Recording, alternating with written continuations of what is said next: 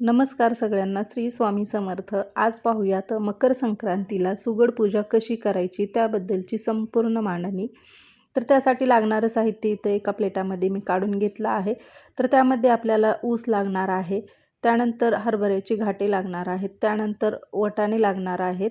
तर इथं वाटाणे पण घेतले आहे मी, वाटाण्याच्या शेंगा घेतली आहे, त्यानंतर ओंब्या घेतले आहे, त्यानंतर थोडासा पेरू घेतला आहे मी कट करून, त्यानंतर गाजर आणि वालाच्या शेंगा घेतल्या आहेत. तर यामध्ये एखादी वस्तू नसली तरी चालतं. त्यानंतर इथं पाहू शकता, इथं मी तांदूळ घेतले आहेत, थोडेसे तीळ घेतले आहेत, त्यानंतर गूळ खोबऱ्याचा नैवेद्य इथं गणपती बाप्पांसाठी घेतला आहे, त्यानंतर ओटीचं साहित्य घेतलं आहे आणि फुलं घेतले आहेत गणपती बाप्पांसाठी, जास्वंदाचं, त्यानंतर झेंडूची फुलं घेतली आहेत आणि थोडंसं तिळगुळ घेतलं आहे. तर इथं सुगड जे आहेत ते मी व्यवस्थित असे धुवून घेतले आहे आणि एका प्लेटामध्ये त्याला सुकवायला ठेवलं होतं. तर तुमच्याकडे धुवत असतील तर धुवू शकता, नाही धुतलं तरी चालतं. पण काय असतं, हे जे सुगड आहेत ते जेव्हा बनवतात तेव्हा त्याला भाजतात आणि ते भाजल्यानंतर यामध्ये पूर्ण अशी काजळी चढलेली असते भाजल्यामुळं आणि पूर्ण असं काळा रंग जो आहे तो आपल्या वाणाला किंवा आपण जे मध्ये हे भाज्या भरणार आहोत त्याला लागतं. त्यामुळे हे सुगड जे आहे ते धुवून घ्यायचं. तर प्रत्येक ठिकाणी काळ्या कलरचेच वापरतात असे नाही, कोणत्या कोणत्या ठिकाणी लाल कलरचे पण खण किंवा सुगड हे घेतात. तर त्यानंतर इथं बघू शकता, पहिल्यांदा जेव्हा आपल्याला पूजा मांडायची असते त्या अगोदर आपल्याला थोडीशी का होणार रांगोळी काढायची असते. त्यामुळे मी इथं थोडीशी अगोदर रांगोळी काढली आहे. सगळी काही तयारी करून घेतल्यानंतर इथं रांगोळी काढून घेतली आणि मग त्यानंतर चौरंगावर एक कपडा मांडून घेतला आहे. तर इथं बघू शकता, पहिल्यांदा इथं मी लाल कलरचा जो कपडा आहे तो व्यवस्थित असा अंथरून घेतला आणि आता आपल्याला सगळ्यात अगोदर पूजा करताना दिवा लावून घ्यायचा असतो. त्यासाठी इथं बघा मी थोडेसे तांदूळ जे आहेत ते एका साईडला ठेवणार आहे. जिथं आपल्याला दिवा किंवा समई लावून घ्यायची आहे त्या ठिकाणी आपल्याला अगोदर थोडेसे तांदूळ किंवा अक्षता टाकायच्या आहेत, त्यानंतर मग त्यावर आपल्याला समई लावून घ्यायची असते. तर ज्यावेळेस आपण तांदूळ टाकतो त्यावेळेस मात्र त्याला आपल्याला अगोदर हळदी कुंकू अर्पण करायचं असतं, कारण ते तांदूळ पांढरे असतात आणि पांढरे तांदूळ पूजेला वापरत नाहीत. त्यामुळे आपल्याला थोडंसं का होईना त्यावर हळदी कुंकू टाकायचं असतं आणि मग त्यावरच आपल्याला समई किंवा दिवा ठेवायचा. तर इथं तुम्ही त्याऐवजी पानाचं पण आसन दिलं तरी चालतं. तर इथं नागवेलीचे पानं जे आहेत ते पण इथं तुम्ही समईच्या खाली ठेवू शकता.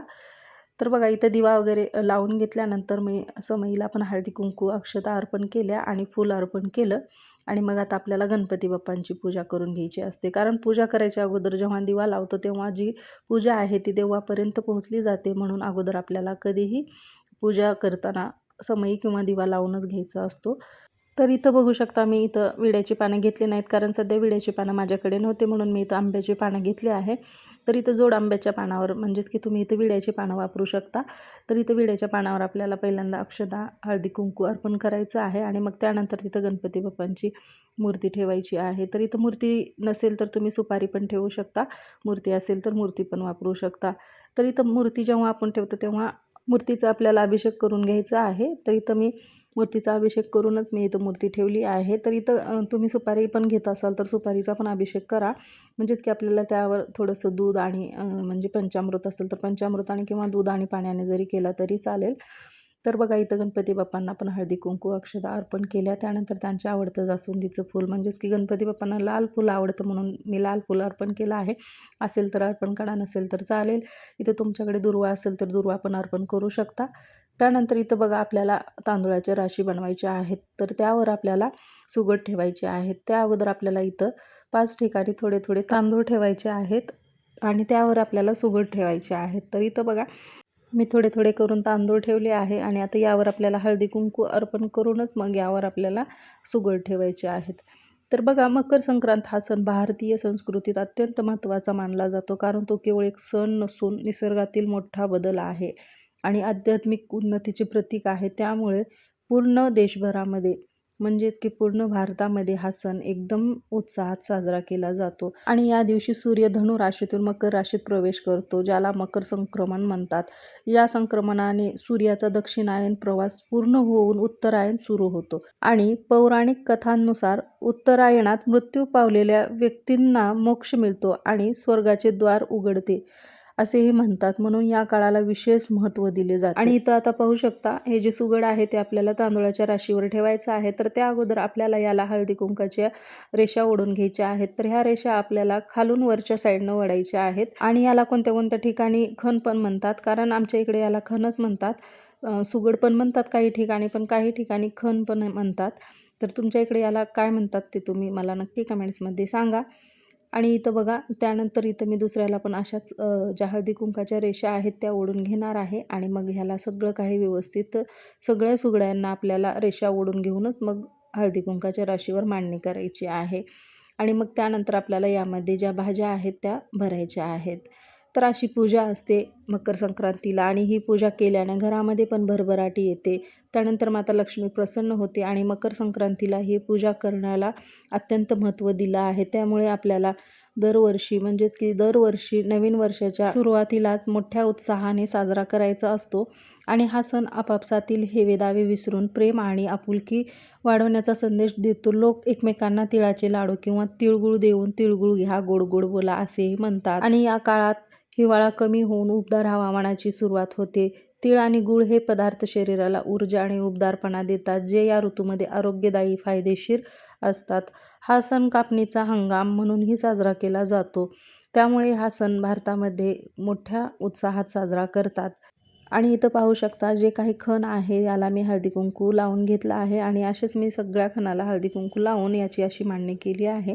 तर कोणत्या कोणत्या ठिकाणी हे जे सुगड आहे तर याला दोरे पण बांधतात, पण आमच्या इकडे दोरे बांधत नाहीत. कारण आमच्या इकडे असेही म्हणतात की जे आपण वौसायला घेऊन जाणार आहोत म्हणजे की जे सुवासिनीचं वाण आहे तर त्याला दोऱ्यानं बांधलं जात नाही, म्हणून मी दोरे बांधले नाही तिथं. तर तुमच्याकडे जर ती पद्धत असेल तर तुम्ही इथं दोरे बांधू शकता.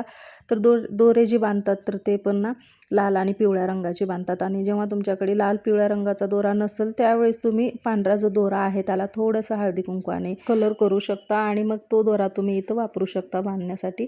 तर पहिल्यांदा यामध्ये मी थोडे थोडे तांदूळ टाकले आहेत. त्यानंतर तीळ टाकला आहे, कारण संक्रांतीला तीळ तांदूळाचं खूप महत्त्व आहे. त्यामुळे आपल्याला अगोदर येथे तीळ तांदूळाचाच वापर करायचा आहे. आणि मग त्यानंतर ज्या काही भाज्या आपण निवडून घेतलेल्या असतात त्या भाज्या यामध्ये एक एक करून भरायच्या आहेत. तर इथं हरभऱ्याचे जे घाटे आहेत ते मी असेच घेतले आहे. तर तुम्हाला इथं ते सोलून घ्यायचे असतील तर तुम्ही मधले हरभरे जे आहेत ते पण घेऊ शकता. तर इथं मी जे आहे ते असंच वापरणार आहे. आणि जेव्हा आपण संक्रांतीला ओसायला जाणार आहोत त्या दिवशी हे जे खण आहेत तर एक देवासमोर ठेवायचा असतो आणि एक तुळशीसमोर ठेवायचा असतो. त्यानंतर एक जे आहे ते आपल्याला ओसायला घेऊन जायचं असतं मंदिरामध्ये आणि तिथं विठ्ठल रुक्माईच्या मंदिरामध्ये गेल्यानंतर आपल्याला ह्यामधलं जे वाण आहे ते विठ्ठल रुक्माईच्या समोर ठेवायचं असतं. आणि त्यानंतर आपल्याला मग ज्या काही सुवासिनी आहेत त्यांच्या ओटीमध्ये पण वाण द्यायचं असतं आणि त्यांना हळदी-कुंकू, तिळगुळ द्यायचं असतं. आणि जर तुमच्याकडे जर हे जे वाण आहे ते शिल्लक राहिलं तर ते तुम्ही नंतर दुसऱ्या दिवशी गाईला पण ठेवू शकता. नाहीतर दुसऱ्या दिवशी तुम्ही सुवासिनींना घरामध्ये बोलवून त्यांना हे वाण आणि हळदी-कुंकू त्यावेळेस पण देऊ शकता. आणि हे जे सुगडे आहेत तर हे तुम्हाला एक ओसायला घेऊन जायचं असतं. एक तुळशी जवळ ठेवायचं, एक देवांसमोर ठेवायचं आणि जे बाकीचे 2 उरलेले आहेत तर ते तुम्हाला सुवासिनींच्याच ओटीमध्ये वाण स्वरूपात द्यायचे असतात. तर तुमच्याकडे जशी पद्धत आहे त्या पद्धतीने तुम्ही मकर संक्रांतीला ह्या सुगड्याचा उपयोग करू शकता. तर इथं बघू शकता सगळ्या काही भाज्या आहेत त्या थोड्या थोड्या मी व्यवस्थित अशा यामध्ये भरल्या आहे आणि आता याला फुलं वगैरे अर्पण करून घेणार आहे. आणि मकर संक्रांतीच्या दिवशी दानधर्माचे महत्त्व अत्यंत फलदायी मानले जाते. त्यामुळे मकर संक्रांतीच्या दिवशी केलेले दान, स्नान आणि जप-तप अत्यंत फलदायी मानले जाते. या दिवशी तीळ, गूळ किंवा खिचडी आणि गरम कपड्यांचे दान केल्याने पण अक्षय पुण्य मिळते असेही म्हणतात. म्हणजे अशी ही धार्मिक श्रद्धा आहे. हा सण जो आहे तो भारतीय सौर कॅलेंडरनुसार या दिवसापासून नवीन महिन्याची म्हणजेच की माघ महिन्याची सुरुवात होते आणि शुभ कार्याचा प्रारंभ होतो, म्हणूनही हा सण ओळखला जातो. तर असा हा मकर संक्रांतीचा जो सण आहे तो अत्यंत शुभ आणि फलदायी आहे. त्यामुळे प्रत्येकजण हा सण आवर्जून करतात. त्यानंतर इथं बघू शकता जे काही सगळे सुगडे आहेत त्यामध्ये मी व्यवस्थित असं वाण भरून घेतलं आहे. आणि आता आपल्याला जी मातीची पंती आहे म्हणजे जे सुगड्यासोबत आपल्याला ही पंती घ्यावीच लागते. तर ही पंती जी आहे तर आता यामध्ये पण आपल्याला तीळ आणि तांदूळ भरून घ्यायचं आहे. त्या अगोदर आपल्याला जशी सुगड्यांची पूजा केली आहे त्याप्रमाणेच पंतीची पण पूजा करून घ्यायची आहे. तर त्या अगोदर आपल्याला तांदूळाची रास करून घ्यायची आहे आणि त्यावर हळदी-कुंकू वाहिल्यानंतर मग आपल्याला त्यावर ही मातीची पंती ठेवून त्यामध्ये पण आपल्याला थोडंसं हळदी-कुंकू व्हायचं आहे. आणि मग त्यामध्ये आपल्याला तांदूळ आणि तीळ टाकायचे आहेत, म्हणजेच की तीळ तांदूळ टाकायचे आहे आणि त्यांच्यावरती पण आपल्याला हळदी-कुंकू व्हायचं आहे. आणि हे जे तीळ तांदूळ आहे ते आपल्याला संक्रांतीला जेव्हा आपण विठ्ठल रुक्माईच्या मंदिरात ओसायला जातो त्यावेळेस हे जे पंती आहे ते पण आपल्याला एका सुगड्यासोबत घेऊन जायची आहे. आणि ह्या तीळ तांदूळानेच आपल्याला देवांना आणि सुवासिनींना ओवासायचं असतं. म्हणून हे जे तीळ तांदूळ आहेत ते आपल्याला सोबतच घेऊन जायचे आहेत. तर इथं त्यानंतर आपल्याला नैवेद्य पण दाखवायचा आहे. तर इथं मी पहिल्यांदा नैवेद्य जो आहे तो दाखवणार आहे. तर नैवेद्यामध्ये तुम्ही तुमच्याकडे जो काही गोडाचा नैवेद्य बनवला आहे तो दाखवू शकता. तर इथं पुरणपोळीचा पण नैवेद्य असतो, कारण संक्रांतीला भरपूर जण पुरणपोळीचाच नैवेद्य बनवतात. त्याप्रमाणेच इथं तुम्ही पुरणपोळीचा नैवेद्य दाखवू शकता. नाहीतर तुमच्याकडे तिळाचे लाडू असतील तर तिळाच्या लाडूंचा पण नैवेद्य चालतो. तर इथं जो व्हिडिओ आहे तो मी थोडासा अगोदर बनवला आहे, त्यामुळे इथं माझ्याकडे काही पुरणपोळीचा नैवेद्य नव्हता. त्यामुळे मी जो काही घरी शिरा बनवला होता तोच नैवेद्य दाखवणार आहे. त्याप्रमाणेच तुमच्याकडे पण जो काही गोडाचा पदार्थ बनला आहे तर तो तुम्ही नैवेद्य स्वरूपात इथं दाखवू शकता. तर इथं पहिल्यांदा गणपती बाप्पांना नैवेद्य दाखवणार आहे. तर गणपती बाप्पांना गुळ खोबऱ्याचा नैवेद्य दाखवणार आहे. आणि त्यानंतर जो काही शिरा बनवला आहे तो मी सुगड्यांना नैवेद्य म्हणून दाखवणार आहे.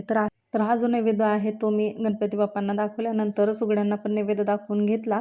तर या अगोदर जे काही ओटीचं साहित्य घेतलं होतं ते इथं मी ठेवायचं विसरले, म्हणून मी त्यानंतर जे काही आंब्याची पानं घेतली आहेत त्यावर मी जे ओटीचं साहित्य आहे त्यामध्ये हळकुंड, सुपारी, बदाम, खारीक, खोबर हे जे आहे तर ते आपल्याला इथं ठेवायचं आहे आणि ते आठवणीनं ठेवायचं आहे. तर कोणत्या कोणत्या ठिकाणी ते जे आहे ते 5 पानावर 5 म्हणजे 5 विड्याच्या पानावर आपल्याला ते ओटीचं साहित्य ठेवतात, पण कोणत्या कोणत्या ठिकाणी एकाच ठिकाणी ठेवतात. तर त्या पद्धतीने तुमच्याकडे जशी पद्धत आहे त्या पद्धतीने तुम्ही ठेवू शकता. तर इथं तिळगुळ जे आहे तर हे मी साखरेचा जो हलवा आहे तर तो पण घेतला आहे. तर कोणत्या ठिकाणी याला साखरेच्या लाह्या पण म्हणतात, आमच्या इकडे याला हलवा म्हणतात. तर इथं मी तो पण तिळगुळ स्वरूपामध्ये इथं ठेवला आहे गोडाचा नैवेद्य म्हणून देवापुढे. आणि त्यानंतर इथं बघा जे ओटीचं साहित्य आहे ते मी ठेवलं आहे. तर इथं 5 पानावर पण म्हणजे 5 जोड पानं जे आहेत ते विड्याचे त्यावर घेऊ शकता आणि त्यावर 5 ठिकाणी तुम्हाला हे जे ओटीचं साहित्य आहे तर ते ठेवायचं आहे. तर तुमच्याकडे जर ठेवत असतील तर ठेवू शकता, नसेल ठेवत तरी चालतं. तर अशी ही सगळी काही पूजा झाल्यानंतर आपल्यापैकी मोठ्यांना नमस्कार करायचा. सर्व आपली पूजा झाल्यानंतर मनोभावे नमस्कार करायचा. आपल्या परिवारासाठी सुख, शांती, समृद्धी, सूर्यासारखे उत्तम तेज आणि आपल्या पतीसाठी दीर्घ आयुष्य मागायचं. आणि पूजा झाल्यानंतर आपल्याला ते सर्व सुगड आणि खण एका नव्या कोऱ्या कपड्याने झाकून ठेवायचे असतात. याचं कारण म्हणजे आपल्याकडे जे काही विपुल आहे ते काही वाण आहे ते जगाला दिसू नये, उघडं पडू नये आणि ते आपल्याकडे सदैव टिकून राहावं म्हणून ते झाकून ठेवलं जातं. अशी पद्धत आहे पूर्वीपासून. आणि त्यानंतर मकर संक्रांतीच्या दिवशी आपण ओसायला जाताना त्यामधील 2 सुगडे आपल्या ताटामध्ये ठेवायचे, ते सुद्धा आपल्याला एका रुमालाने झाकून ठेवायचे असतात. त्याबरोबरच आपण ज्या पंथीमध्ये तीळ, तांदूळ, हळदी कुंकू घेतला आहे तर ती पंथीसुद्धा आपल्याला ओसायला घेऊन जायची आहे आणि त्यामधल्याच तीळ तांदूळाने आपल्याला स्त्रियांना ओसायचं असतं. आणि मकर संक्रांतीच्या दिवशी आपण ज्यावेळेस ओवासायला जाणार आहोत त्या अगोदर आपल्याला घरातील देवघरातल्या देवांना म्हणजेच की आपल्या घरामध्ये जी विठ्ठल रुक्माईची मूर्ती आहे तर त्या मूर्तीला अगोदर ओवासायचं आहे. त्यानंतर आपल्या दारामध्ये जी तुळस असते तर त्या तुळशीला ओवासायचं आणि मग त्यानंतरच मंदिरामध्ये जाऊन मंदिरामधल्या पण देवतांना ओवासून मगच सुवासिनी स्त्रियांना ओवासायचं असतं. तर इथं बघू शकता हे जे सुगडे आहेत तर ते मी ब्लाऊज पीसनं झाकून ठेवणार आहे, कारण आमच्या इकडे अशीच पद्धत आहे की हे जे सुगडे आहेत ते म्हणजेच की हे जे वाण आहे तर ते उघडं ठेवत नाही, त्याला झाकलं जातं म्हणून याला मी झाकून ठेवलं आहे. कारण आमच्या इकडे अशीच पद्धत आहे, हे जे वाण आहे ते ज्यावेळेस मंदिरात घेऊन जातो त्यावेळेस पण झाकूनच घेऊन जातात. तर बघा हा जो व्हिडिओ आहे तो नवीन नवरींसाठी खूप उपयोगी पडणार आहे, कारण त्यांना काही फारशी माहिती नसते सुगड पूजेबद्दलची, म्हणून हा व्हिडिओ त्यांच्यासाठी खूप फायदेशीर ठरणार आहे. तर बघू शकता किती मस्त आणि छान झाली होती पूजा. तर अशा प्रकारचा आजचा हा व्हिडिओ आहे. तर संपूर्ण विधिवत जी मांडणी आहे ती तुम्हाला मी करून दाखवली आहे. तर या पद्धतीने मांडणी भरपूर ठिकाणी करतात. तर तुमच्याकडे या पद्धतीने जर मांडणी करत असतील सुगड पूजेची तर तुम्ही नक्की कमेंट्समध्ये सांगा. व्हिडिओ पण आवडला असेल तर व्हिडिओला लाईक करा आणि व्हिडिओ कसा होता आणि व्हिडिओमध्ये सांगितलेली माहिती पण आवडली असेल तर मला कमेंट्समध्ये नक्की सांगा. तर चला आजचा हा व्हिडिओ पाहिल्याबद्दल पण तुमचे सगळ्यांचे मनापासून आभार आणि भेटूया अशाच छान छान व्हिडिओसोबत आणि अशाच छान छान माहितीसोबत. तोपर्यंत सगळ्यांना धन्यवाद आणि सगळ्यांना मकर संक्रांतीच्या खूप खूप शुभेच्छा.